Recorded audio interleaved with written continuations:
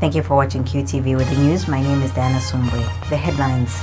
Speaker of the National Assembly Patrick Matibini has declared the Ron parliamentary seat, which was held by Chishimba Kambwili, vacant. About 7,000 Zambians die every year due to tobacco-related diseases, a report has revealed. And Chief Government Spokesperson Doris Leah says that government will not be deterred in tabling the Constitution Amendment Bill.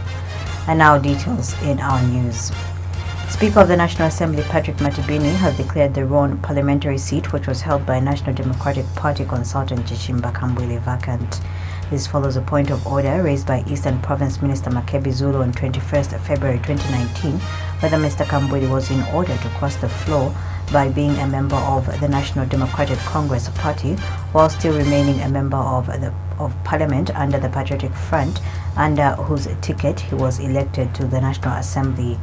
Delivering a ruling on the point of order, Dr. Matibini ruled that Mr. Kambwili had crossed the floor of the House by virtue of assuming the position of NDC consultant.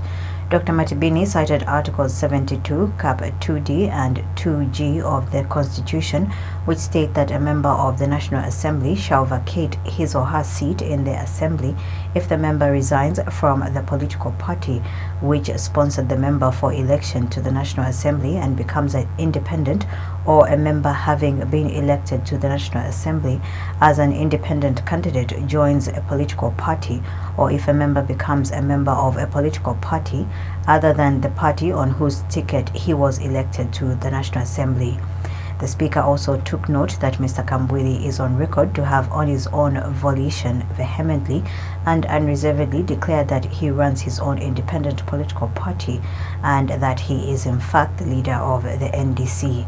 Dr. Matibini says he drew inspiration to reach the conclusion that Mr. Kambwili crossed the floor of the House from the case of Mr. Mwamba versus Attorney General of 2016. I similarly construe Article 72D and 2G of the Constitution to mean that a member of the National Assembly shall vacate his or her seat in the Assembly if the member resigns from the political party which sponsored the member for election to the National Assembly and becomes an independent, or a member having been elected to the National Assembly as an independent candidate joins a political party.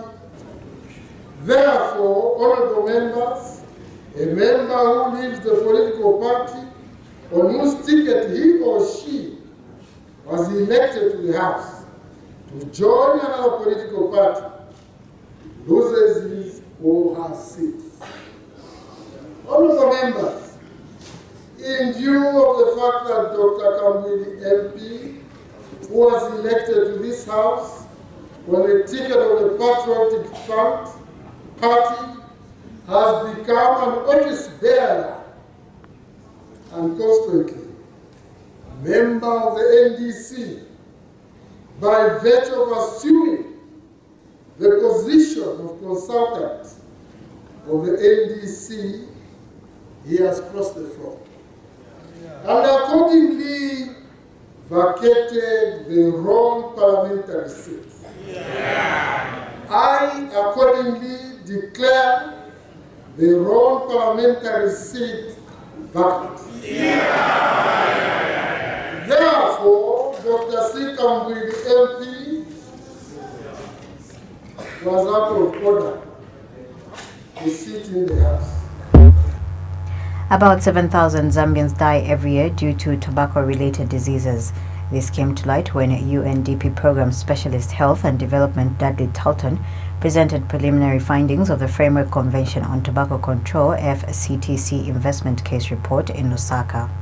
The majority of those profits don't stay in Zambia. They go to the international shareholders who own the big tobacco corporations. It's in their interest to make sure that they pay as little to Zambian farmers as they possibly can get away with. So we want to differentiate between productive economic activity and just economic activity that siphons funds out of Zambia. So we want to make sure we find measures to help farmers who want to switch to other livelihoods. A lot of times farmers, tobacco is not their main crop, but they do it because it's either more stable or it's good to diversify. So for those farmers who are not doing well, who are in contracts with the tobacco industry that don't suit their needs, we want to find alternatives for them to make sure either to bridge the gap when they may not have as much income during the time they're switching, help market extension. So the investment case in the tobacco control is linked closely to these efforts by the UN through this profit, through the project, to make sure that we've got options for the tobacco farmers. And then it's important for us to separate the issues of domestic tobacco control and tobacco consumption in Zambia and exports of tobacco leaf. Doing tobacco control in Zambia, reducing the amount that Zambians smoke, doesn't necessarily affect how much revenue comes from exporting tobacco. So there's not a one-to-one relationship. In general, these companies are global, so they see it as all connected, and they see one country reducing prevalence, and they see it as a threat elsewhere. But in general, we know that Zambians can take further steps to protect their health, their economy, the environment, and we want to make sure that this case is used to give the evidence in the space to the policymakers to support it. Speaking at the same event, UNDP Country Director Mandisa Mashologu acknowledged that tobacco exacerbates inequalities, deepens poverty, slows economic growth, and even compounds environmental damage, thus the urgent need to ensure that it is fought at all costs. Ms. Mashologu says the investment case report is only a projection as it describes what will happen if the status quo response remains unchanged. Each year, tobacco is costing 2.8 billion kwacha, equivalent to 1.2% of the GDP. The tobacco industry executives try to convince us that tobacco is somehow good for the economy. But today, we will discover the truth. In Zambia, tobacco is actually sapping the economy. Productivity losses from tobacco use account for over 90% of the costs. Fortunately, the investment case report is only a projection, and as indicated by Dudley, is an opportunity to strengthen the dialogue and the engagement on what can be done to find a solution. It describes what will happen if the status quo response remains unchanged. The case also provides an alternative scenario for Zambia in which 40,300 lives are saved and 12.14 billion kwacha in economic losses are avoided over the next 15 years.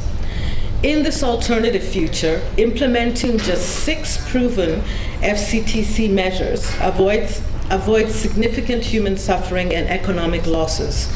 And in this alternative future, efforts to reduce poverty, achieve sustainable economic growth, and to leave no one behind are accelerated. Upon hearing these numbers, you are to think that this all sounds great, but how much will it actually take? Will it actually cost? As Dudley had outlined, the report also answers that question. The return on the investment for Zambia is very, very large. For every kwacha the country invests in tobacco control, it will receive 42 kwacha in economic returns by 2033. Each year. And speaking when he officiated at the event, Health Minister Dr. Chitalu Chirufe says the government has made progress in developing the Tobacco and Nicotine Products Control Bill. In a speech read on his behalf, Ministry of Health Director for Health Promotion, Environment and Social Determinant, Abel Kabalo, says once enacted, the Tobacco and Nicotine Products Control Bill will protect people from exposure to tobacco smoke by strengthening the existing law banning smoking in all public places, ban advertising, promotion and sponsorship of tobacco products, and require that large graphic warning labels cover a significant part of tobacco packaging. Taking cognizance of the fact that tobacco consumption and exposure to tobacco smoke poses a serious threat to the extent of exacerbating non-communicable diseases, the 2030 agenda recognizes that accelerating the progress on NCDs requires strengthened implementation of the World Health Framework Convention on Tobacco Control, which I mentioned earlier, and the SDG Target 3.1. In this regard, the Ministry of Health is fully appreciative and committed to reviewing and looking at the recommendations that the Zambia Tobacco Control The Zambia Alliance for Agroecology and Biodiversity, ZAB, has expressed concern with the ongoing policy amendments of the National Biosafety Policy with a view to change the country's position on genetically modified organisms. The Alliance has questioned why, given the economic constraints, the Ministry of Higher Education and other authorities are going ahead with developing regulations that will change the country's position on GMOs without the involvement of the public. Addressing a media briefing in Lusaka, ZAB Vice Chairperson Musamba Mubanga says there is need to enhance public participation in the consultation process. And speaking at the same briefing, ZAB member, who is also Consumer Unity Trust Society National Coordinator Chinai Makumba, called for enhanced stakeholder participation with regards to the issue of GMOs.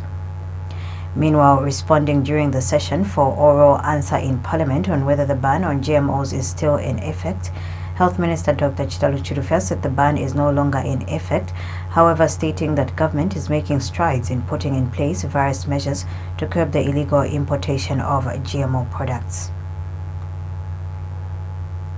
About 16,000 health workers have been recruited in the last 2 years of the 30,000 public health workers the Ministry of Health intends to recruit by 2021.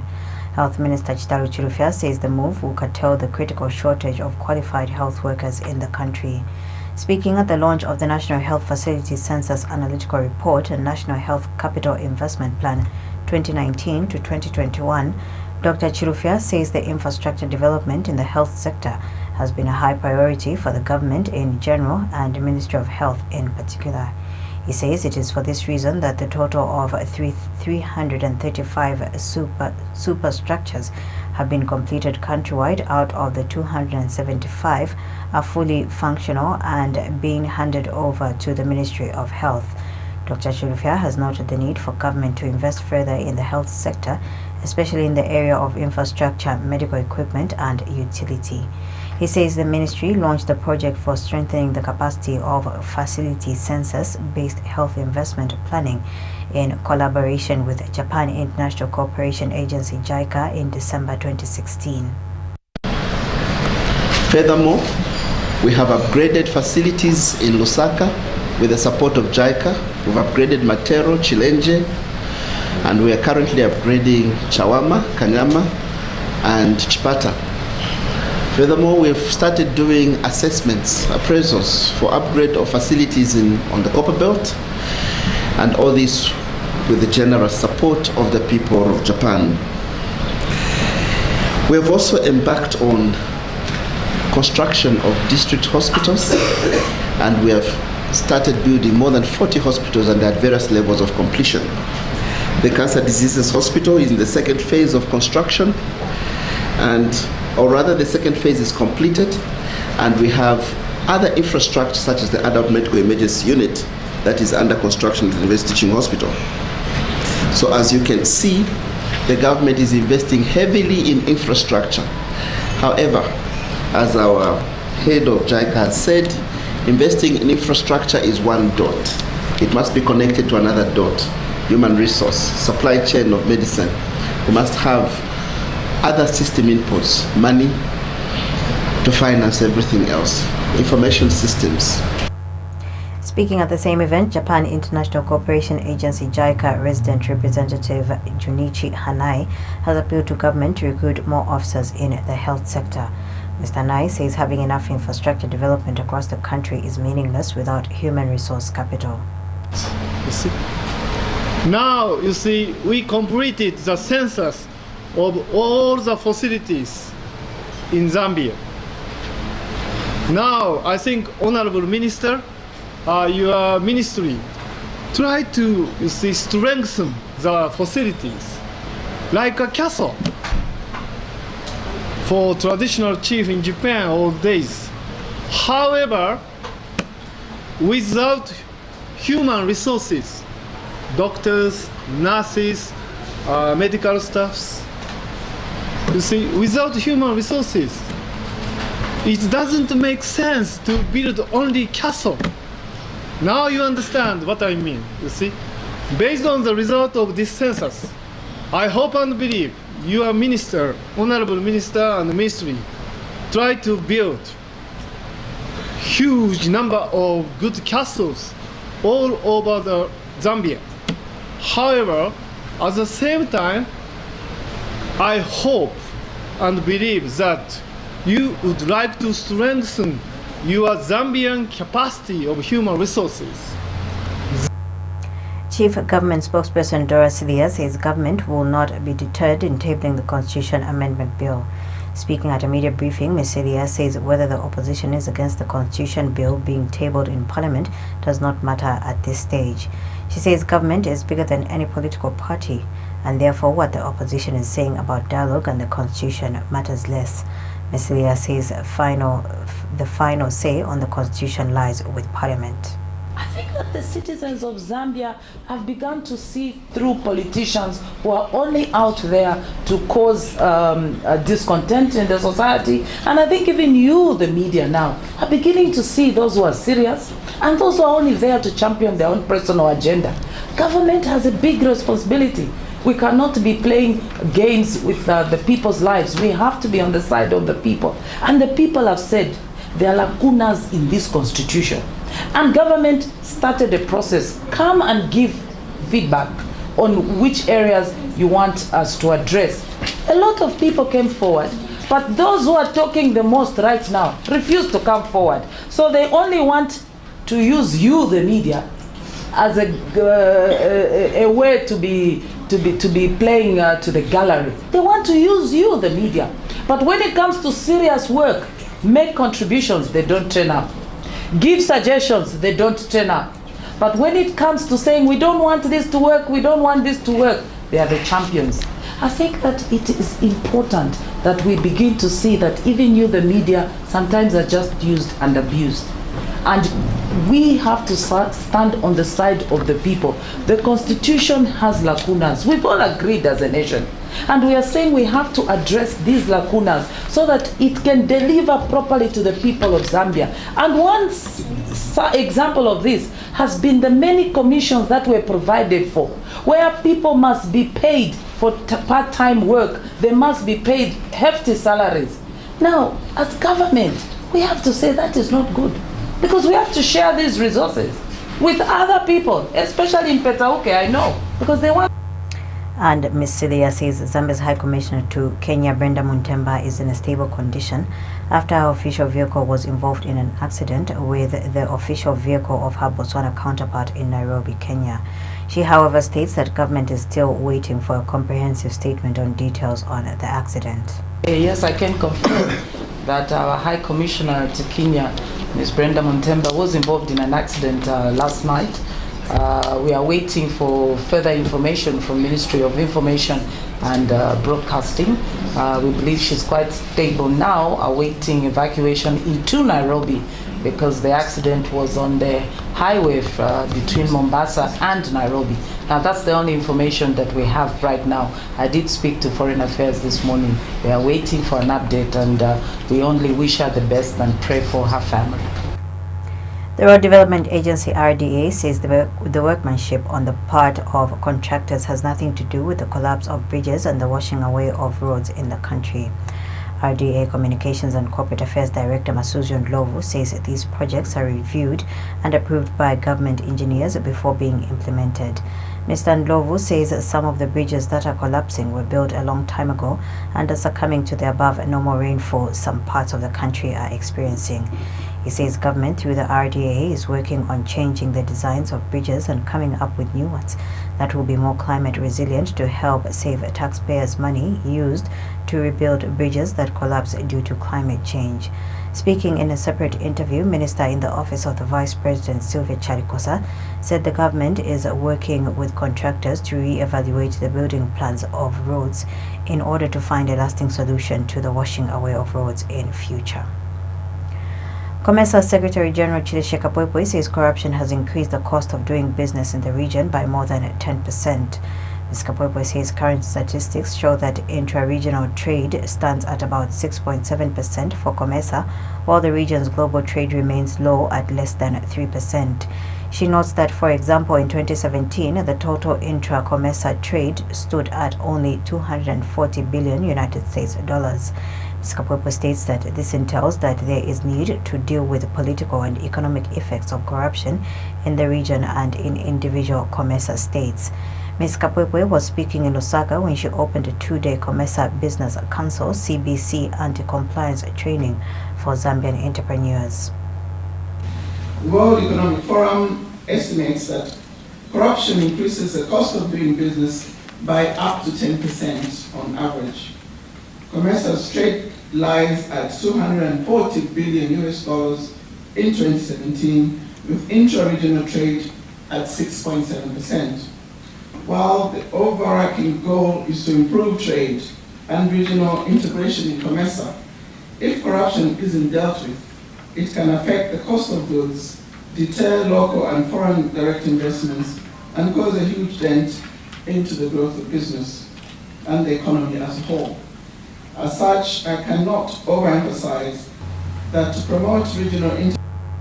Speaking at the same event, Anti-Corruption Commission ACC Acting Director General Rosemary Kuzwayo stressed the need to promote ethical codes of conduct in corporate entities.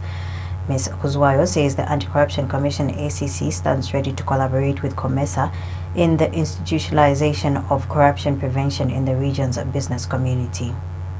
The Commission stands ready to collaborate with you in the institutionalization of corruption prevention in your sectors. The anti-corruption agenda before us today is therefore very important and timely, as it captures the private sector. The SMEs are often the forgotten leg in the fight against corruption. Yet, the private sector is so often referred to as the supply side of life, whilst the public sector is the demand side. It is encouraged. And COMESA Business Council CBC Chief Executive Officer Sandra Uwera says the training of small and medium enterprises is being done in partnership with the Center for International Private Enterprise. Ms. Uwera says the training is being conducted in 4 countries, which include Zambia. It is in this regard that we have partnered with the Center for International Private Enterprise to provide extensive training to SMEs in 4 countries in the first phase on strengthening business integrity through training on recognition and enforcement measures for compliance in enterprise operations. We hope that this will encourage transparency and reform initiatives for business. The other countries where we carried out this training are Ethiopia, Rwanda, Mauritius, and Zambia is the 4th. I believe we will be looking at expanding it to other COMESA regions in the future. Post this training, the CBC will be developing a regional model code on anti-corruption compliance for the COMESA region. The code will be available for use and adoption by enterprises in the whole COMESA region. 5 Zambian nationals have been swindled of various amounts of money amounting to over 185,000 South African rands. The 5 who have since reported to the Zambian High Commission in Pretoria were swindled on different occasions through the online payment system by unscrupulous people while trying to purchase various goods from South Africa. Among those swindled include civil servants, farmers, and businessmen. According to the documentation made available to the Zambian High Commission in Pretoria, one of the 5 people lost 100,000 rands, which was paid for the purchase of a second-hand John Deere tractor and trailer. Others lost various amounts of 45,000 rands and about 6,000 rands meant for purchase of motor vehicles and turkey beds, respectively. And Zambia's High Commissioner to South Africa, Emmanuel Mwamba, has expressed concern with a growing number of Zambians losing money to unscrupulous people. Mr. Mwamba has warned that cybercrime is real and that the fraudsters were using social media and internet infrastructure to dupe and defraud. He says the mission is overwhelmed with reports of Zambians being swindled while trying to purchase goods from that country. Mr. Mwamba has since advised would-be buyers of goods from that country to verify the existence of the companies that were doing business with before making any payment.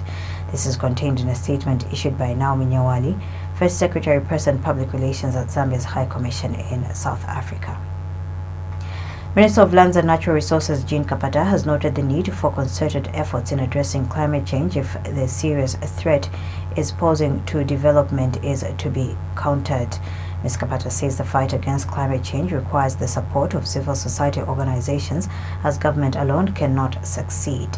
Speaking when she officiated at the first General Assembly for Civil Society Organization Environmental Hub in Lusaka, Ms. Kapata said it is important that civil society organizations help government in addressing climate change through more streamlined consultations. Ms. Kapata says government takes the challenges brought about as a result of effects of climate change seriously, as they have the potential to reverse the gains that have been achieved over the years, as well as frustrate development efforts. We need as many CSO that deal with environment issues, because I know that we all know that it's reality. The Civil Society Organization Environmental Hub provides a one-stop shop in order to enable civil society organizations speak with one voice in the environment and natural resources management sector of our country. This is important as it also helps government by ensuring consultations with civil society can be more streamlined. As you may be aware, Meanwhile, Finnish Ambassador to Zambia, Perton Suomuela Chaudi, says the role of civil society organizations in promoting sustainable development is crucial, hence the need for them to ensure that sustainable results are produced. Ambassador Chaudi has also disclosed that his country will, for the next 3 years, support the private sector with the aim of strengthening the Zambia micro, small and medium enterprises SME sector. The General Assembly of that important entity, the very first one. The role of civil society in promoting sustainable development is crucial. I commend the Zambian civil society and all involved for having taken CSEF2 to where it is now. Let me also stress that the support of the government of Zambia has been crucial to the success of the project, and I sincerely thank them for their support. CSEF2 has an important role in Finland-Zambia relations. Our countries And civil society organizations Environmental Hub National Coordinator Geoffrey Perry has disclosed that Environmental Hub plans to empower various communities so that they can protect the natural resources. Mr. Perry has since commended government for coming up with the Keep Zambia Clean and Green campaign, noting that it is such efforts that ensure sustainable environmental protection. This is all in an effort to actually assist government in achieving the already set agendas. For example, the Community Forest Management Statutory Instrument, which was put in place last year. The idea is to look at how can community forest management be enhanced in Zambia. So as civil society organization, that is our agenda, to look at those local government structures through the civil society organizations and see how we can build capacity in them so that they are able to know and able to understand. United States Ambassador to Zambia Daniel Foote says while Zambia is known to be a welcoming and stable country, more work remains to be done to attract large and diverse resources of foreign investment. Speaking at a cocktail reception in order of visiting United States trade delegation, Ambassador Foote urged the private sector to continue with their voicing out and guidance as a way to unlock Zambia's investment potential. He says the network of private sector businesses is key in ensuring successful matchmaking of foreign investors who have already created successful ventures and Zambian businesses. The 3 US-based companies, namely Global Media, Earth Networks, and Amethyst Technologies, are in Zambia to explore new markets as well as partnerships. The American Chamber of Commerce here in Zambia is the cornerstone of where my job meets the Zambian economy and the Zambian private sector. We support them and we applaud their efforts to bring American ingenuity, entrepreneurship, and private sector experience and know-how to Zambia. Through the Chamber, U.S. businesses have been able to and will continue to find deep institutional knowledge of the business environment in Zambia more quickly and easily than just going it alone. Nothing speaks louder to Zambia's to potential investors to Zambia than the business people that are already here. Speaking at the same event, Minister of Commerce, Trade and Industry Christopher Eluma says government in its private sector agenda wants to create an open, transparent, stable and predictable business environment that encourages competitiveness. Mr. Eluma says the economic growth of 4.4 to 5% that Zambia has recently recorded has placed the country on a positive spotlight for investors and entrepreneurs from across the globe as one of the preferred investor destinations. I've seen what the American Chamber are doing in this country, and I think it's not the first time that I'm interacting with them and knowing what they are doing in order to prop up this relationship between the Zambian business people and the American business people. 3 companies from the US that you're not at all on a hard ground. It's very, very flexible, very soft. You can achieve what you want here in Zambia with minimum effort. One of it is you won't go back, running back to the United States having been attacked or mobbed. Support for Vulnerable Children and Active Leadership Sovuco Executive Director Eugene Machona has advised government to learn to engage in dialogue when making decisions such as the one to do with the abolition of meal allowances for students in public universities. Mr. Machona notes that the decision by government to abolish meal allowances was not consultative with the affected students. He says that the provision of meal allowances was meant to benefit students whose parents possibly cannot afford to fend for them. Mr. Machona has questioned if government has put in place an alternative measures that will still benefit the students in the long run. He says without any alternative, there will be a serious effect as students will end up engaging in illicit activities to make ends meet. We understand to say for such a move or a decision to be made, we guess government has taken into considerations, the implications or the effect that might be, to the parties involved. And our appeal is sometimes we might be too quick to judge the decision why government think they need to do with the meal allowance. But at the same time, I think we would also want to urge government that when such moves are being made, it's always important to, to engage in a dialogue so that the parties affected, they have got also a platform to air their views. So, to a point whereby they are able to reach into, a compromised, agreement. But this particular move, I think there was no, consultative meeting that was called, or a dialogue to engage the affected student as well as civil society organization, because you may understand actually these students that are in colleges or university, they are sponsored by NGOs, churches, as well as some of them they are parents. But at the end of the day, when you talk about civil society organization, NGOs, we are actually parents. Eastern Province Minister Makebi Zulu has called for increased participation by local investors in the upcoming Eastern Province Investment Expo and Conference. The expo, which will be held from 26th to 30th August 2019, is expected to attract 500 local and foreign exhibiting companies with over 3,000 people attending the conference. Speaking during the weekly media briefing at the Ministry of Information and Broadcasting Services, Mr. Zulu says Eastern Province has a lot of potential to contribute to national development, which is currently not being harnessed. He says the province has about 2,000 hectares of land which can be used for farming but is not being utilized.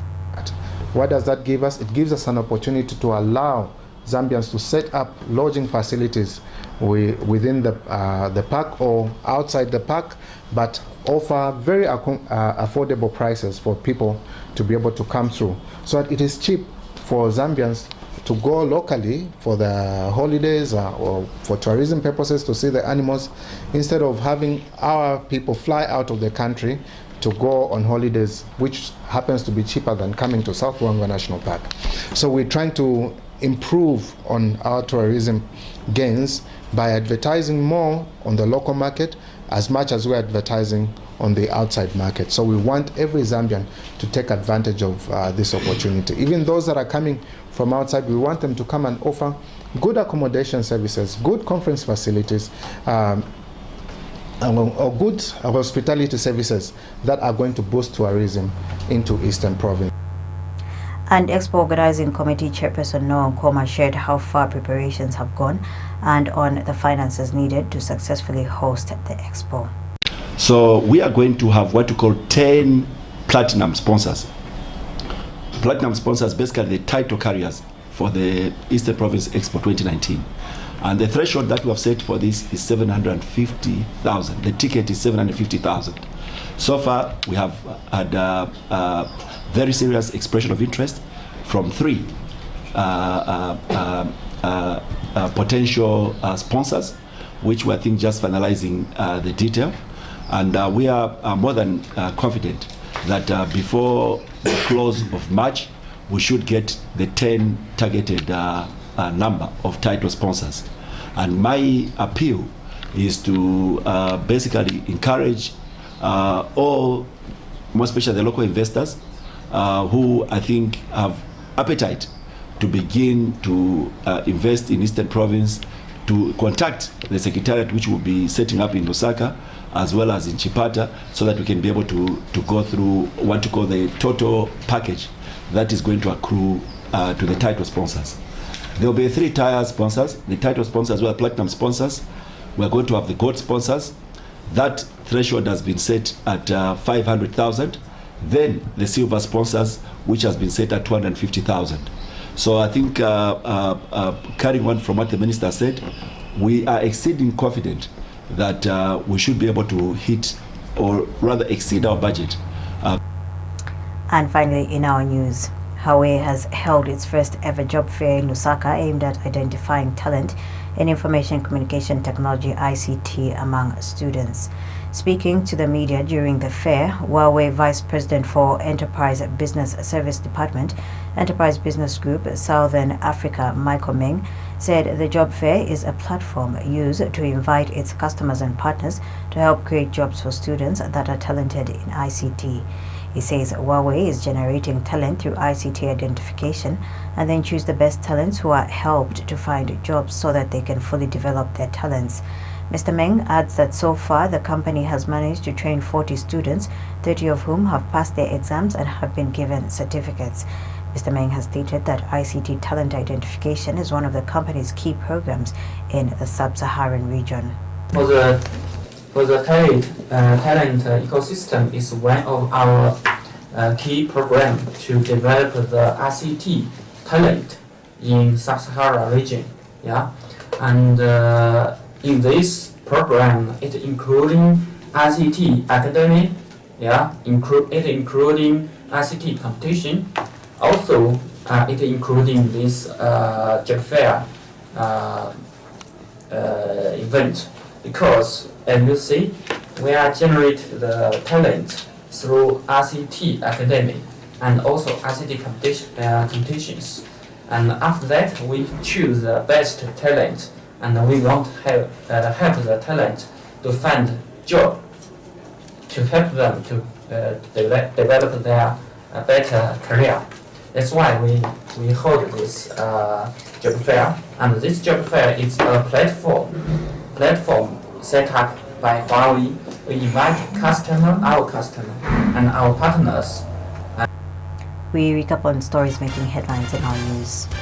Speaker of the National Assembly Patrick Matibini has declared the Ron parliamentary seat, which was held by Chishimba Kambwili, vacant. About 7,000 Zambians die every year due to tobacco-related diseases, a report has revealed. And Chief Government Spokesperson Dora Silia says the government will not be deterred in tabling the Constitution Amendment Bill. That ends our news. Thank you for watching.